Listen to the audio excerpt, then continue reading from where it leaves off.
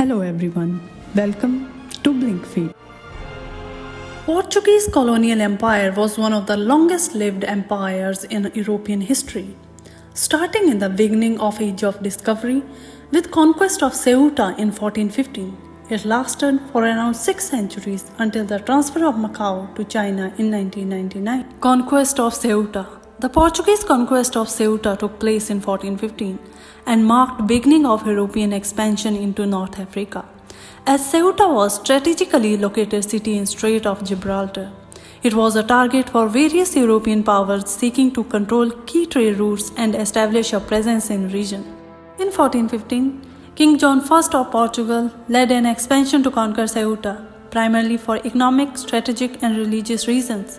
Being a key point in Strait of Gibraltar, Ceuta was a prosperous trading center and its control would provide Portugal with access to valuable resources and trade routes.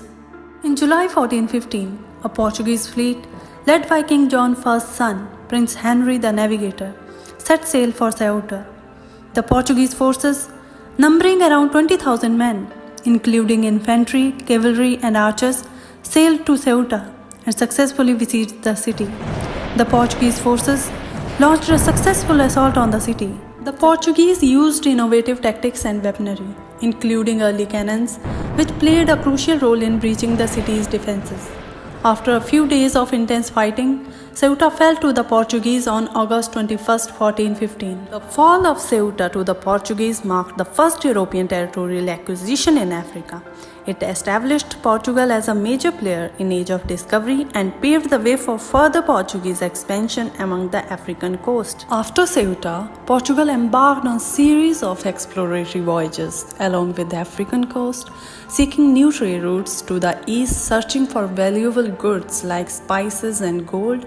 Explorers like Henry the Navigator played a vital role in promoting these expeditions. Portuguese navigator Gil Jans successfully sailed beyond Cape Bozador in early 15th century, which opened new possibilities for exploration in West African continent. In addition to African exploration, Portugal also claimed and settled islands in the Atlantic such as Azores and Madeira, which served as important stops for ships traveling between Europe and Africa. In 1487, Bartolomeu Diaz set sail from Lisbon with 2 caravels and a larger supply ship. His fleet included experienced navigators and cartographers, reflecting the Portuguese commitment to combining exploration with scientific knowledge. Diaz sailed south along the coast of Africa, facing challenging conditions, including rough seas and storms. The expedition passed the southernmost point of Africa, which Diaz named Cabo das Tormentas, or the Cape of Storms, due to treacherous weather. Later, King John II of Portugal renamed it Cabo da Boa Esperança, or the Cape of Good Hope, as he recognized the hopeful prospects of sea route to Asia. Portugal began establishing trade posts and forts along the African coast to facilitate trade and secure Portuguese interests. These outposts served as bases for further exploration and control of trade routes. After Bartolomeu Diaz, Vasco da Gama successfully reached the shores of India in 1498. Establishing the first direct sea route from Europe to Asia. This achievement marked a major milestone in global trade and established Portugal as a dominant maritime power. After Vasco da Gama's successful journey, the Portuguese established a series of trading posts along the Indian coast. The first of these was at Calicut on southwestern coast of India. With the direct sea route to Asia, Portugal gained control over key trade routes in Indian Ocean and their fleets dominated maritime commerce, particularly the spices trade, which included highly sought after commodities like pepper, cinnamon, and cloves. The Portuguese established a network of trading posts and forts along the coasts of Africa and Asia.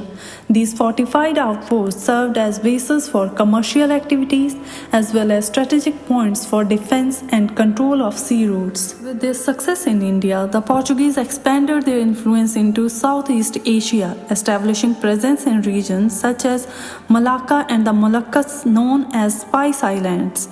In 1505, Portugal created Estado da India, which is state of India to govern its overseas territories in Asia.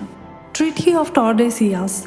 The Treaty of Tordesillas, signed in 1494 between Portugal and Spain, divided newly discovered lands outside Europe between two countries.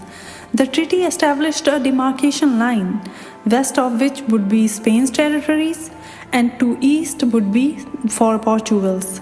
Brazil fell within the Portuguese sphere of influence, according to the agreement.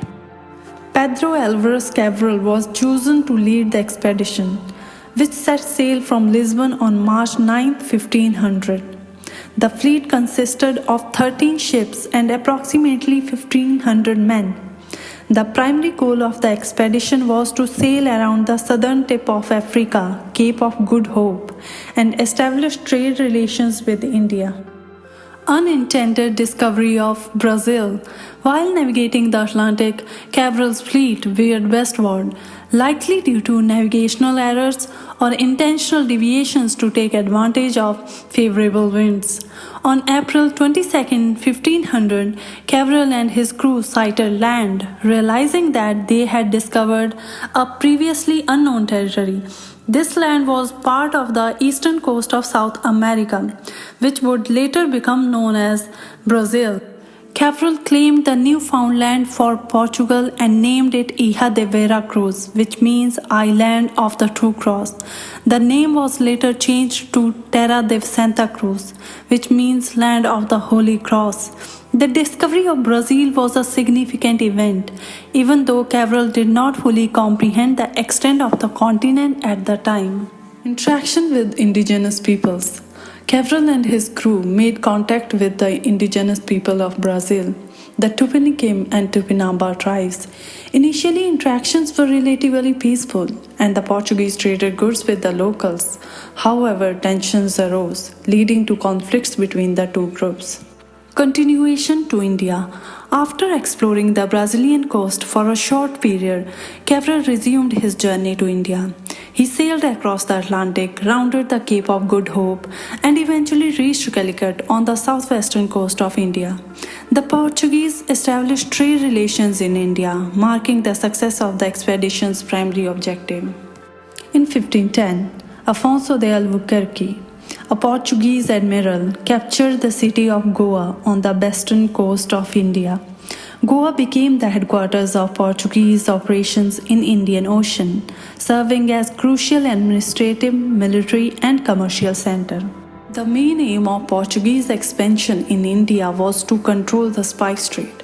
Portuguese presence in India led to a significant cultural exchange, which included introduction to European architecture, Christianity, and Portuguese influence on the Indian art and cuisine. The interaction between Portuguese and local populations resulted in the formation of Luso-Indian communities, which had a mixed Portuguese and Indian heritage. Portuguese colonial expansion in India was a part of a larger effort to control key trade routes and resources in the Indian Ocean. While the Portuguese influence in the region declined over time, their early activities played a pivotal role in shaping the dynamics of European colonialism in Asia. In 1511, Afonso de Albuquerque then led the conquest of Malacca, present-day Malaysia, as it was a crucial trading port, and its capture strengthened Portugal's position in the spice trade and control of Strait of Malacca. Also, Portuguese traders established commercial relations with China and Japan, contributing to the exchange of goods and cultural influences between Europe and East Asia. Meanwhile, in Brazil, early explorers, including Amerigo Vespucci, explored the Brazilian coast, but initial efforts were focused more on trading Brazil wood, a valuable red dye, rather than establishing permanent settlements. The Portuguese crown divided the Brazilian coast into captaincies, which were hereditary land grants given to facilitate colonization, but they faced various challenges, including indigenous resistance. The cultivation of sugarcane became a key economic activity in Brazil. Large sugarcane plantations known as engenhos were established along the coastal areas.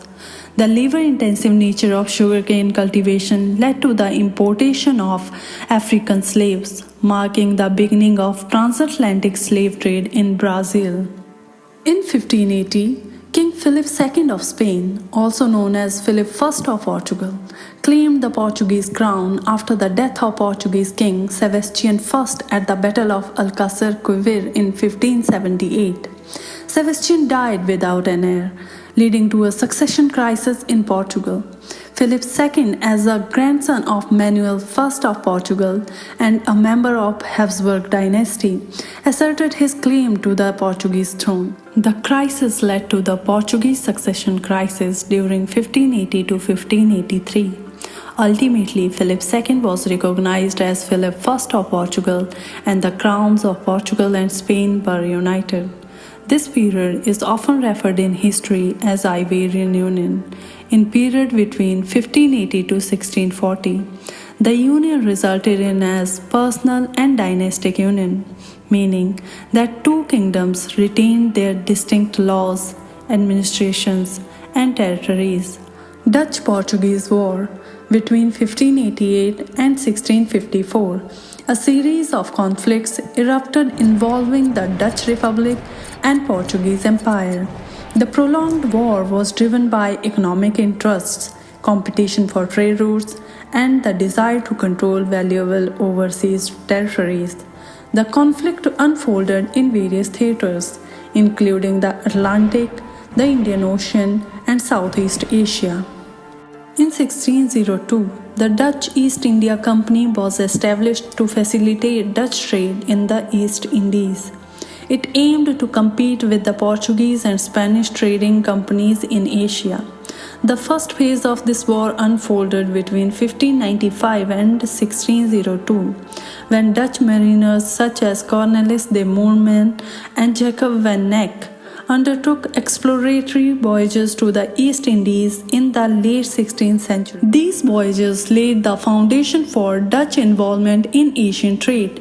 The Dutch engaged in hostilities with Portuguese forces in the East Indies, seeking to establish trading posts and break the Portuguese monopoly on the spice trade. One of the significant victories for the Dutch was the capture of Malacca in 1641. The Portuguese had held Malacca since the early 16th century, and its fall marked a turning point in the Dutch-Portuguese struggle in Southeast Asia. In 1621, the Dutch West India Company was established to facilitate Dutch activities in the Americas and Africa. This marked the beginning of the second phase of Dutch-Portuguese War. The Dutch West India Company aimed to challenge Portuguese control in Brazil, capturing several Portuguese-held territories, including Salvador. Dutch control of parts of Brazil continued until the Portuguese successfully expelled the Dutch in the mid-17th century. After the conclusion of the Dutch-Portuguese War, the Iberian Union came to a close, marking the onset of Portugal's gradual decline. The vast Portuguese Empire saw significant transformations, witnessing the emergence of independent entities such as Brazil, Southeast Asia, Goa, and various African nations.